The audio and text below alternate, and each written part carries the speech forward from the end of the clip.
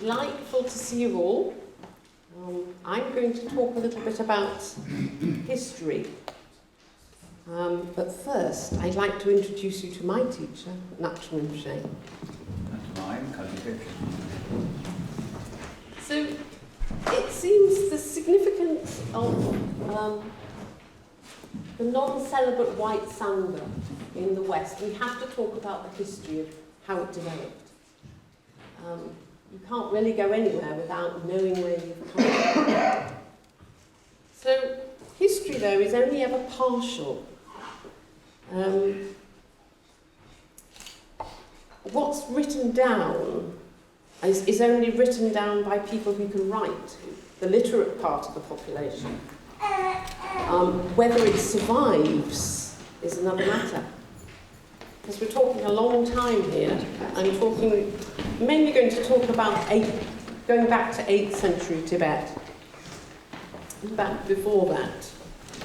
And what is written from someone's point of view, so it's a subjective opinion. So this is why what we get is only ever a partial record of events. So what I'm going to talk about ranges from what may have happened and what probably happened. And I want to go quite quickly through the history. So forgive me if it's a bit of a whistle-stop tour through Tibetan history.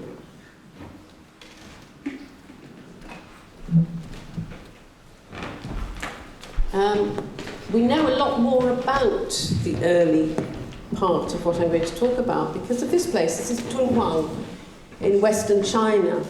And in this place, in the 11th century, thousands of manuscripts were sealed up in these caves. These were discovered in about 1900. And the manuscripts have been classified and translated, and we're learning more and more about early history because of Dunhuang manuscripts. So to go to some definitions first of all then. Throughout the Himalayan East and now here in the West, we have two divisions of ordained Sangha. We have the celibate Sangha, the monks and nuns, also known as the Red Sangha, and we have the non-celibate Sangha, the Ngakmas and Nakpas. And we call those the White Sangha, and we call them the Red Sangha and the White Sangha mainly because of the colour of our robes.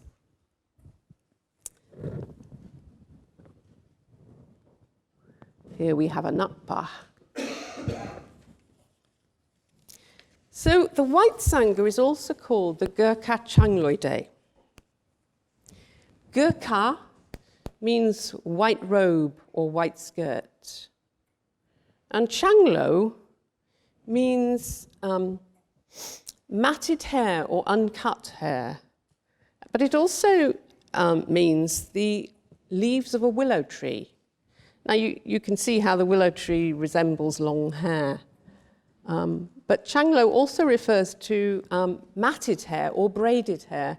And you can see why the willow leaf is used as an analogy for matted hair, because a lot of Nakpas and Nakmas had matted hair or have matted hair in Tibet.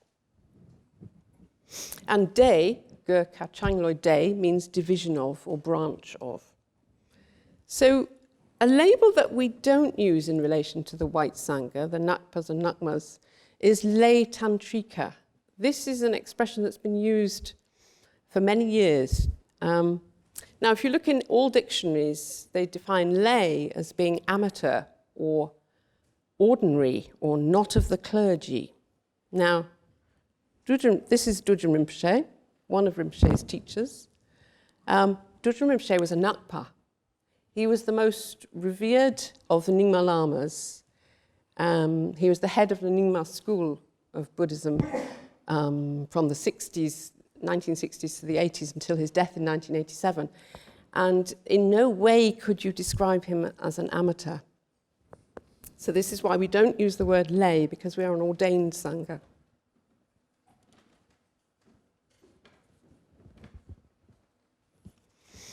So the division of the Sanghas into the celibate and non-celibate traditions goes right back to Shakyamuni Buddha, right back to the beginning of Buddhism.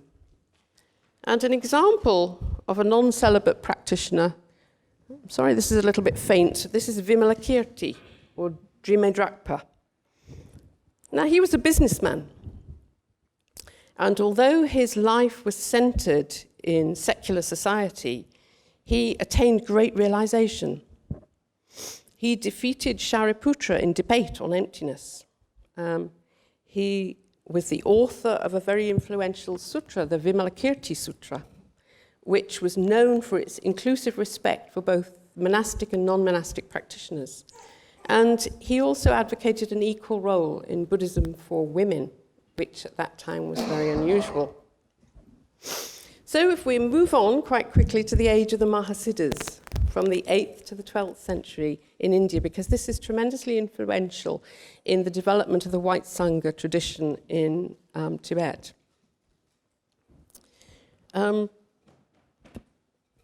This is really talking about the practice of Tantra, or Vajrayana.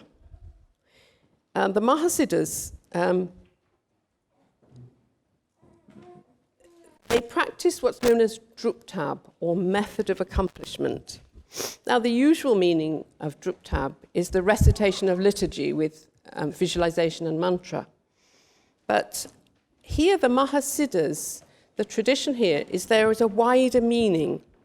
And what it means is the teacher's advice tailored precisely to life circumstances. So this uses the tantric principle of transformation.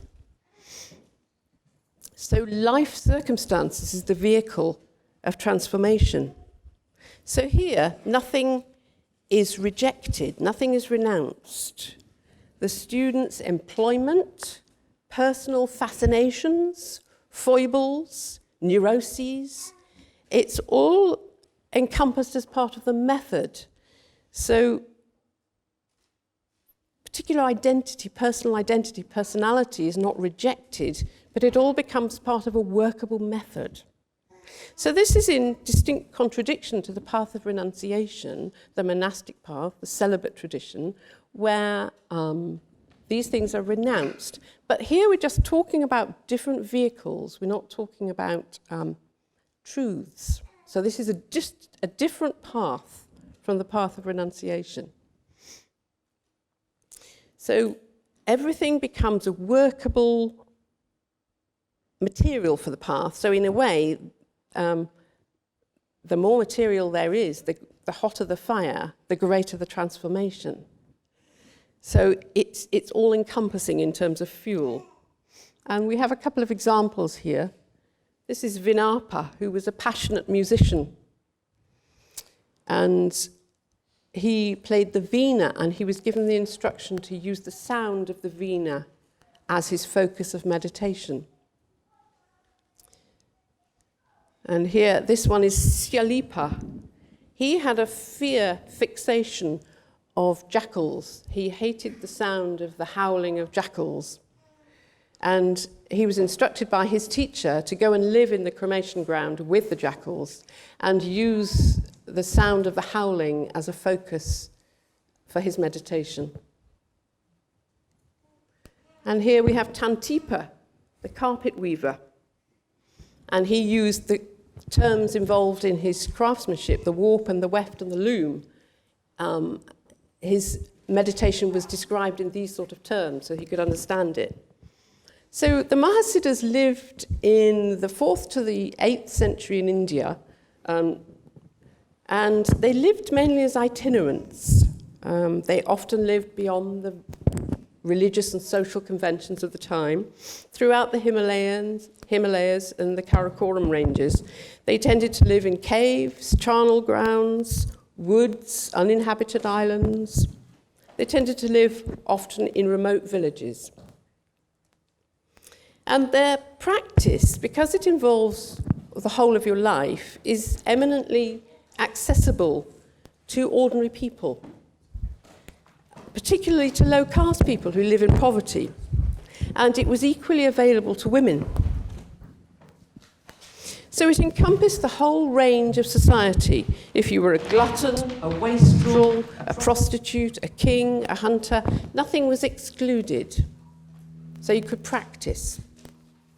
All that you required was a willingness to undertake the advice of your teacher and to enter a path with a teacher. And this existed in India in parallel to the monastic tradition.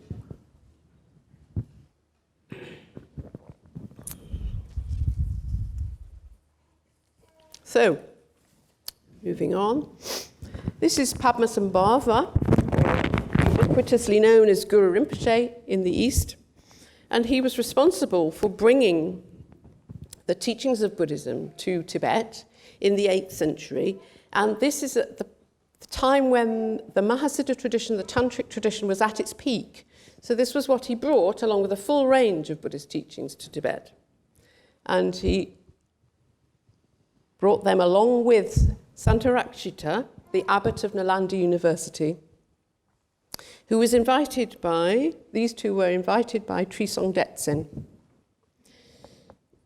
the king of Tibet at that time. So this marks the beginning of the first spread. And this was characterized by extensive spiritual attainment, enthusiastic translation of the Indian texts into the Tibetan language. And it was the establishment of the two Sanghas, the red Sangha of the monks and nuns, and the white Sangha of the Nakpas and Nakmas. Now, if we move on a couple of generations, this is another king of Tibet now. This is Pchen, who is Khandro Déchen's grandson.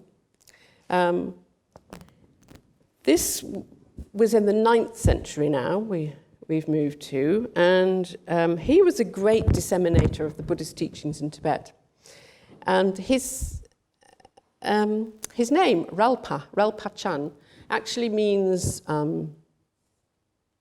one who has very long hair. And the significant thing about Relpa-chan was that he enacted a symbolic activity with his hair on one occasion, when he unwound his long, very long hair, and he unwound it and tied ribbons to the ends of his hair to extend it on either side of him. And he got the red Sangha of the monks and nuns on one side to sit on these ribbons, and the white Sangha of the Nakpas and Nakmas on the other side to sit on the ribbons on the other side. And this was a symbolic act of abdication of religious power to the red Sangha and the white Sangha. And in this, he was recognizing each Sangha as equal, but he was, whilst retaining political power, giving over religious power to the two Sanghas, which was an unprecedented act because at that time, Tibetan kings had God king status. They had held both religious and political power. So this is a significant thing because it weaves its way through the history, this taking back and giving up divine God king status. So in his reign, there was unprecedented spiritual growth. Many, many Buddhist monasteries were built and monastic hermitages. There were a large number of white Sangha practitioners at this time. And it was quite usual for practitioners to begin their training as monks and nuns, to enter that period of training and then to hand back their vows later and become Nakmas and Nakpas. In fact, this is Yeshe Tsogyal, this consort of Guru Rinpoche, Padmasambhava. She spent time as a nun. She's obviously not depicted as a nun here. So during this period, Samye Monastery was established, and this is where the famous 25 disciples of Padmasambhava began their monastic training. And part of Samye was given over to a Nakpa college named Nakpa Dudaling, where the practitioners studied Vajrayana, the arts, language, literature. They also studied agriculture, medicine, astrology, and meteorology. So this takes us now to the mid-9th century. And here we enter a period of fragmentation. The The problem was that whilst Rinpoche was busy establishing Buddhism in Tibet, he'd kind of taken his eye off the ball as far as the huge, vast empire of Tibet went. And so serious inroads were being made into Tibet at this time. And there were people in the court, the royal court, who didn't approve of all his activities with Buddhism because they felt that in promoting a religion that promoted peace, then how could they defend themselves? And they needed money to fund wars, to maintain this vast territory that by then Tibet was. So there was an insurrection in the royal court, and the insurrectionists put their power behind Langdharma, who was Rinpoche's brother. Langdharma is actually a nickname. It means youthful ox, and he was thought to be this man who liked hunting and war, and he was kind of ox-like. His actual name was Udunsen. So the result of this insurrection in the royal court was that Rinpoche was actually assassinated in 838. And Langdharma became king. He inherited the throne because he was his brother. And then he engaged in a period of AntiMonastic Activity. Is that me?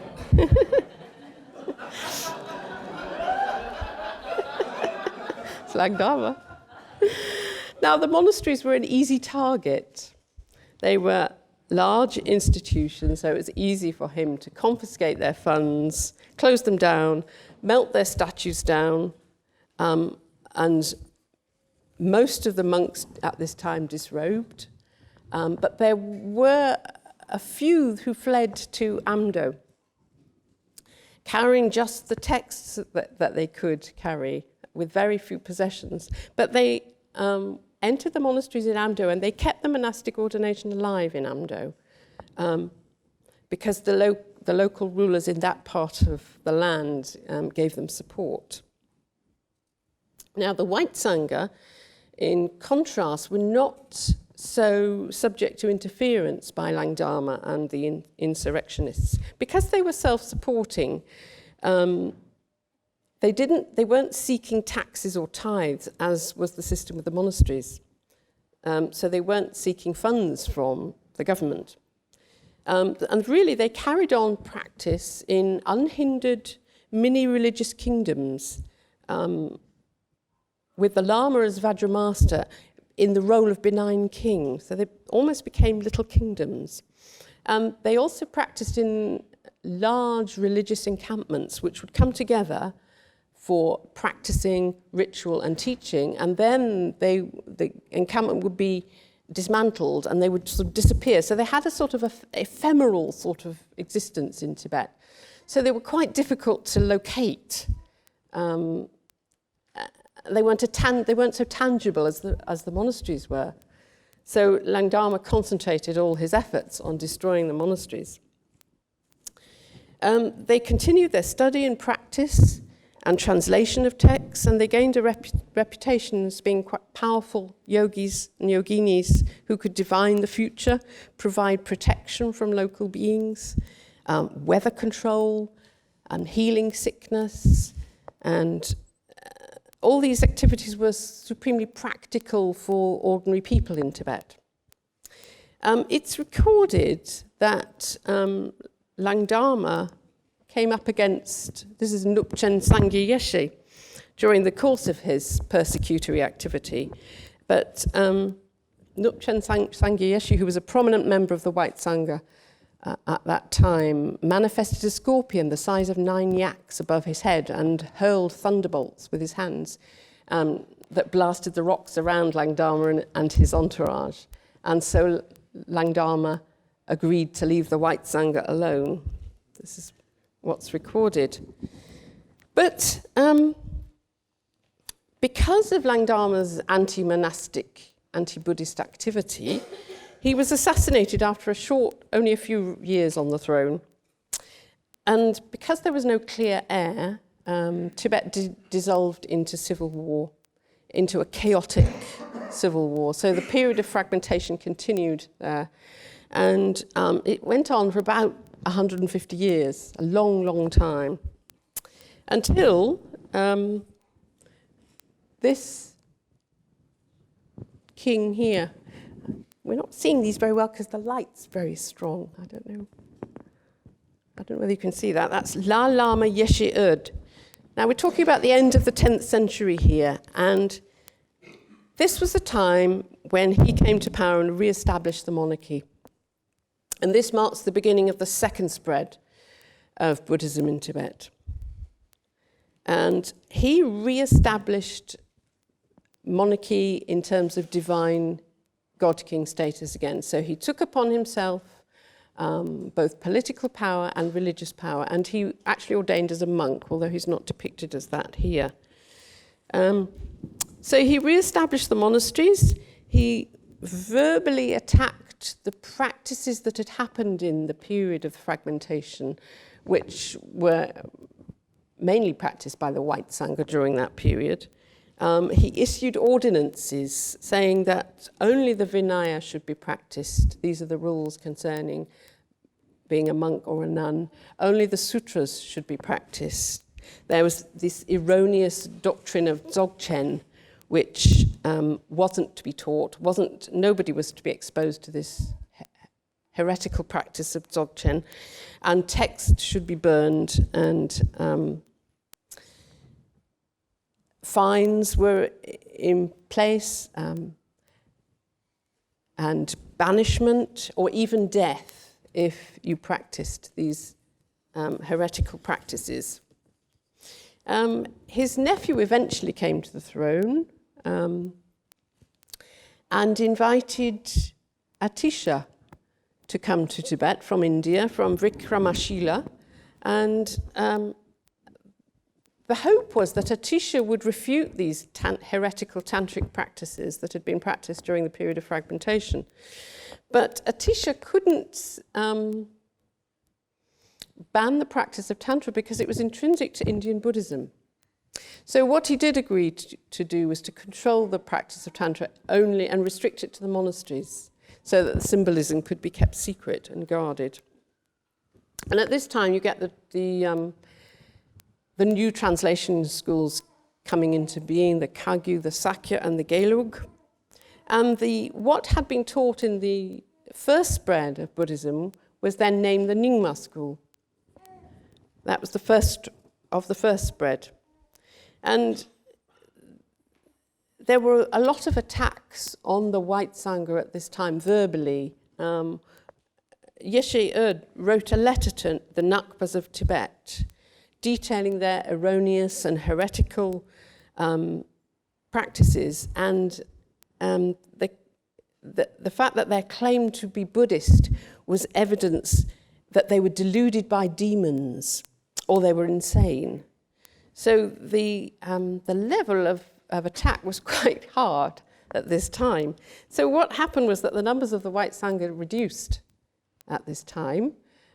They tended to adopt lay dress, so they weren't so noticeable. And they tended to move out of the central area of Tibet, Utsang, into the more peripheral areas like Kham and Golok and Amdo. And there they can continue their practices undisturbed, seeking respite from molestation. So this really brings us now, on this whistle-stop tour, to the present time. Well, to the Chinese occupation, which wreaked a huge destructive change in Buddhist practice in Tibet. Countless monasteries were destroyed, monks killed, and education in the monasteries has been extremely tightly controlled. Obviously, there have been periods when it's been worse than others. During the Cultural Revolution was a particularly bad period. Now, it's not that the white Sangha didn't suffer at the hands of the Chinese. They certainly did. They were put into forced labor, the same as the monks and nuns and the ordinary people. They were killed by the Chinese as well, but they were less visible because they weren't institutionally based. And so they perhaps didn't suffer in the same way. Now, the interesting thing at this time, and for the last 20 years really, is that religious practice, particularly in the east of Tibet, amongst the white Sangha, is showing a resurgence in terms of large religious encampments, which are led by fairly charismatic leaders. And they are increasing the strength, the religious strength in Tibet, and reinforcing the Tibetan identity once more. Now, the nice thing about this is that because the education in the monasteries is so tightly controlled, monks and nuns aren't allowed really to teach Buddha Dharma, but they are coming to religious encampments and practicing both scholastic study and contemplative practice alongside the white Sangha in these large religious encampments in the peripheral areas of Tibet. So this kind of brings us to the present day. Another thing that's happening is that women practitioners are becoming more recognized. We have the example of the Nakmas of Repkong in the 1980s. They were just a handful who asked if they could join in the practice of the Nakpas. And now they number in the hundreds in Repkong. So my apologies for that being such a rapid race through history, but I shall now, oh, hang on. These are the Nakpas in Amdo, forgot these. And here are the Repkong Nakmas. So I shall now hand over to Rinpoche, my husband, for his talk. This is going to be somewhat different